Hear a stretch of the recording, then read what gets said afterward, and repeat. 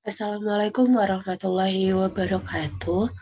Perkenalkan saya Puja Santia dengan NIM 4121 80 10 10 dengan dosen pembimbing Bapak Aditomo Wirawan. Baiklah, pada hari ini saya akan mempresentasikan seminar proposal skripsi saya dengan judul Pembuatan Standar Operasional Prosedur, Evaluasi Kinerja Vendor, dan Klasifikasi Vendor di Teaching Factory Manufacturing of Electronics Polybatam atau TFME. Sebelumnya saya ucapkan terima kasih kepada penguji yang sudah menyempatkan waktunya untuk menonton video presentasi seminar proposal saya. Dan saya ucapkan terima kasih untuk kesempatan pada hari ini untuk dapat mempresentasikan seminar proposal skripsi.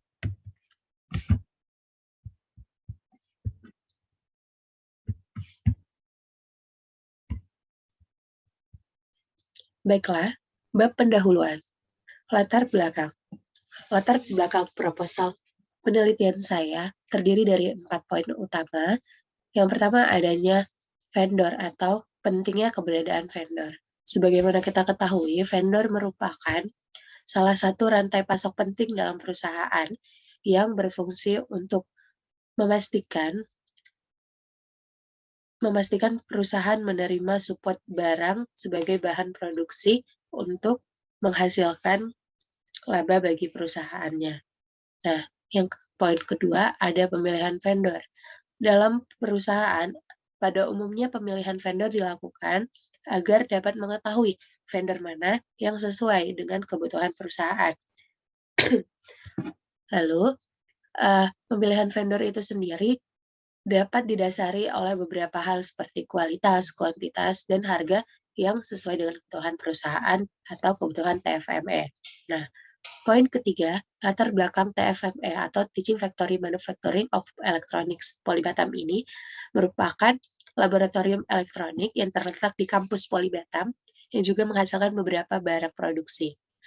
Adapun latar belakang saya mengambil penelitian ini yaitu karena saya juga melaksanakan magang di TFME dan berada pada bagian bisnis purchasing atau bagian pembelian. Nah, oleh karena itu prosedur pada bagian pembelian ternyata sangatlah penting untuk dapat mengetahui vendor potensial yang ada.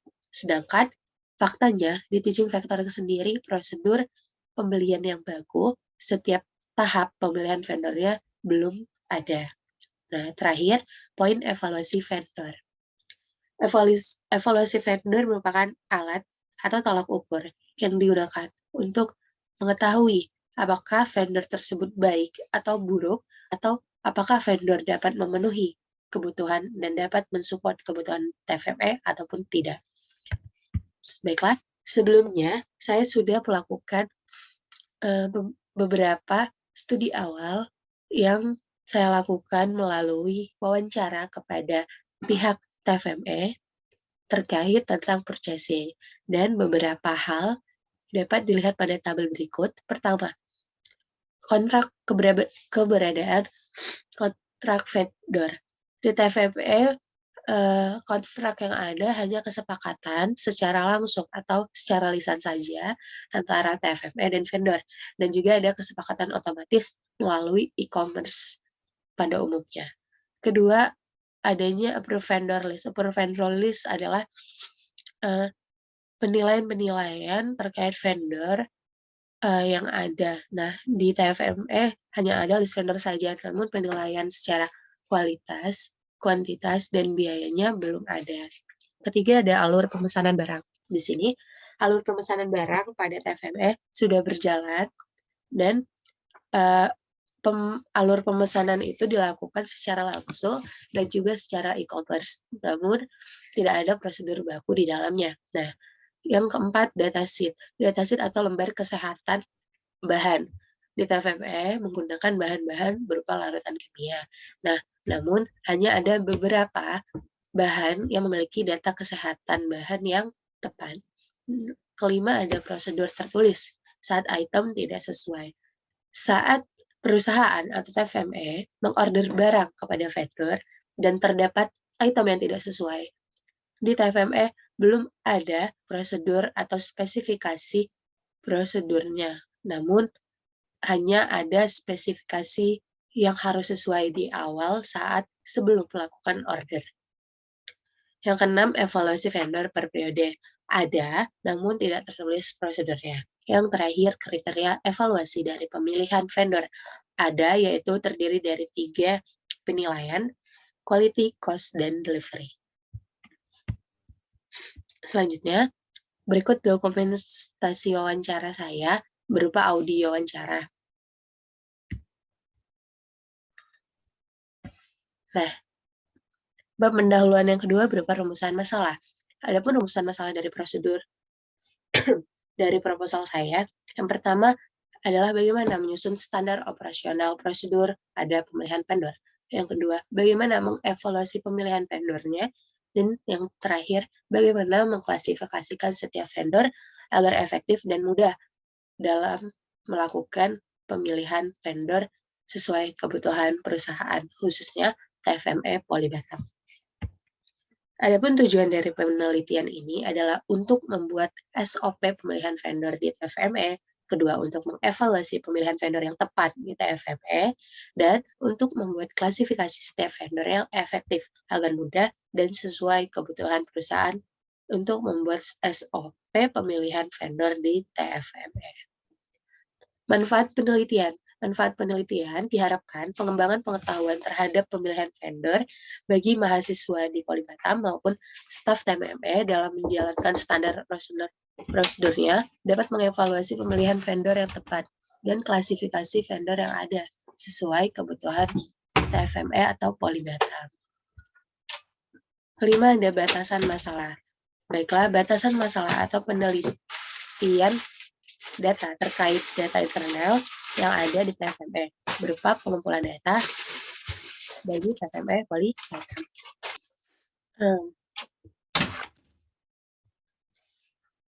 Sedangkan untuk batasan masalah dalam penelitian ini adalah mengetahui efektivitas dalam menilai evaluasi dari pemilihan vendor dan klasifikasinya bagi perusahaan atau TFME. Selanjutnya, kajian teori dan literatur. Kajian teori. Pertama, ada rating of vendor. Rating of vendor merupakan pemeringkatan vendor yang digunakan untuk mendefinisikan prosedur pengukuran kemampuan dan kinerja pada vendor perusahaan. Adapun metode pemeringkatan yang digunakan sebagai standar umum mencakup quality atau jumlah waktu pengiriman yang tepat dan bahan baku yang baik. Yang kedua, faktor service atau pelayanan. Ketiga, faktor delivery atau jadwal penerimaan barang. Faktor cost atau biaya harga. Dan faktor capability atau kemampuan vendor. Selanjutnya, kajian teori penilaian kinerja vendor. Penilaian kinerja vendor adalah hal yang dilakukan untuk tujuan menilai evaluasi atau penilaian kinerja vendor yang ditujukan selama satu periode tertentu. Nah, nilai dari vendor ini dapat menghasilkan program pengembangan pada vendor agar perusahaan dapat memilah bagaimana vendor bekerja dan mensupport barang pada TFME. Selanjutnya, kajian teori portofolio hubungan dengan vendor untuk menentukan klasifikasi vendornya. Portofolio hubungan vendor ini bertujuan untuk menilai evaluasi kinerja vendor yang digunakan pada satu periode tertentu, dan selain itu, faktor hubungan vendor juga dapat menentukan klasifikasi vendor. Nah, ada dua faktor yang membuat hubungan dengan vendor dapat berjalan dengan baik. Pertama, faktor tingkat kepentingan strategi yang terdiri dari kontribusi, nilai pembelian, merek, dan resiko ketersediaan. Lalu faktor kedua, ada tingkat kesulitan mengelola pembelian yang terdiri dari kompleksitas kemampuan vendor dan ketidakpastian ketersediaan barang. Nah, dari dua faktor tersebut, Faktor pertama, terkait tingkat kesulitan mengelola pembelian, klasifikasi vendornya dapat dibagi menjadi dua, yaitu pertama tingkat kesulitan yang tinggi. Nah, terdiri dari dua klasifikasi vendor, yaitu bottleneck vendor dengan ciri-ciri sulit mencari substitusinya, pasar monopoli, dan vendor baru yang sulit masuk. Nah, kedua, klasifikasi critical strategic vendor yang ciri-cirinya pertama, penting atau strategis. Vendornya sulit untuk disubstitusi. Faktor tingkat kesulitan mengelola pembelian dengan tingkat yang rendah. Memiliki klasifikasi vendor pertama, ada non-critical vendor dengan ciri-ciri ketersediaan yang cukup, item cukup standar, substitusi vendor dimungkinkan, nilai relatif juga rendah. Kedua, ada klasifikasi leverage vendor dengan ciri-ciri ketersediaan yang cukup, substitusi yang dimungkinkan, spesifikasi juga standar, dan nilainya relatif tinggi. Selanjutnya, fokus manajemen untuk tiap kelompok dari faktor kesulitan mengelola pembelian. Nah, untuk klasifikasi bottleneck vendor, fokus manajemennya adalah pada standarisasi item. Untuk klasifikasi critical strategic vendor, fokus manajemennya yaitu strategi partnership atau fokus keunggulan strategis. Dan untuk klasifikasi non-critical vendor, fokus manajemennya yaitu simplikasi proses fokus pada harga per unit. Nah, terakhir klasifikasi leverage vendor, fokus manajemennya adalah pemeliharaan bargaining power terhadap vendor. Kajian teori. Terakhir yaitu perusahaan manufaktur. Pengertian dari perusahaan manufaktur sendiri adalah perusahaan yang melakukan proses transformasi bahan mentah menjadi bentuk yang memiliki nilai tambah melalui satu atau lebih proses perakitan. Nah, bahan mentah yang lalu diproduksi menggunakan alat atau peralatan dan juga mesin produksi. Selanjutnya kajian literatur berupa jurnal-jurnal ilmiah nasional yang saya akses melalui Google Scholarship dan berkaitan juga dengan penelitian saya. Pertama, ada jurnal dengan judul Sistem Pendukung Keputusan untuk Pemilihan Vendor berdasarkan evaluasi kinerja menggunakan metode Naive Bayes. Dari hasil penelitian ini, dapat disimpulkan bahwa metode Naive Bayes memberikan informasi untuk membantu divisi pengadaan dalam menentukan keputusan pemilihan vendor. Jurnal kedua dengan judul Model Evaluasi Kinerja Vendor oleh Amran DKK. Hasil dari jurnalnya yaitu analisis sistem dan pemodelan dapat menjadi 3 item, yaitu quality, delivery, dan service.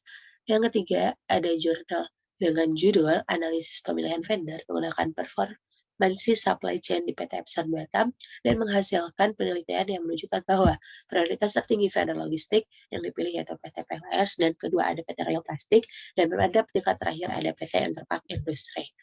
Keempat, dengan judul A Comparative Study of Vendor Selection Process in Global Outstanding Industry with an Encoded Scientific Approach, merupakan jurnal internasional oleh Jufekar and Parek, dan hasil dari jurnal ini adalah membuktikan bahwa delivery dan supplier relationship management berpengaruh positif dan signifikan terhadap evaluasi supplier, sedangkan quality dan cost memiliki pengaruh yang lemah dan tidak signifikan terhadap evaluasi supplier.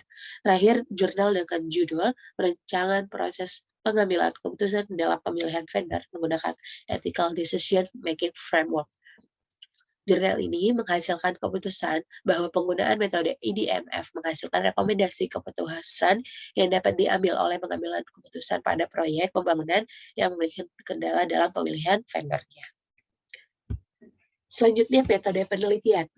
Berikut merupakan waktu penelitian yang saya lakukan, dimulai pada studi referensi dan penyusunan bab 1 pada bulan September dan Oktober 2021, lalu penyusunan bab 2 dimulai dari Oktober hingga April 2022, lalu penyusunan bab 3 pada bulan November sampai April, dan terakhir sidang proposal pada bulan April sampai Mei 2022. Selanjutnya, metode penelitiannya berkaitan dengan waktu, yaitu dari September 2021 hingga April 2022. Nah, lokasinya di Teaching Factory of Manufacturing Poli Batam, dan objek penelitiannya adalah Laboratorium FME Poli Batam terkait prosedur pemilihan dan klasifikasi vendor. Kedua, ada informan atau subjek penelitian, yaitu Bapak Muhammad Arifin sebagai pembimbing perusahaan, Bapak Mustanir pembimbing perusahaan, Ibu Elin sebagai departemen pembelian, dan ada di departemen proses engineering, yaitu Bapak Riki, Bapak Gozali, dan Bapak Imam. Terakhir, departemen production control dengan Dewi. Teknik pengumpulan data. Adapun teknik pengumpulan data dalam penelitian saya terdiri dari data primer dan data sekunder.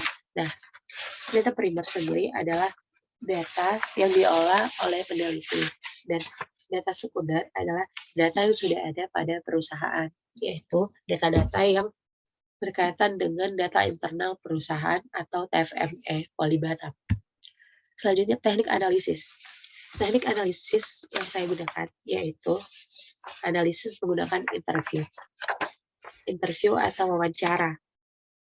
Wawancara dilakukan untuk melakukan tanya jawab pada bagian TVME melalui informan sebelumnya, bertatap muka langsung, dan mengajukan pertanyaan secara lisan. Yang kedua ada observasi atau pengamatan secara langsung melalui proses pembelian atau pemilihan vendor yang dilakukan di TVME. Baiklah, demikianlah presentasi seminar proposal saya pada hari ini. Lebih kurang saya mohon maaf, dan terima kasih atas kesempatannya. Saya ucapkan wassalamualaikum warahmatullahi wabarakatuh.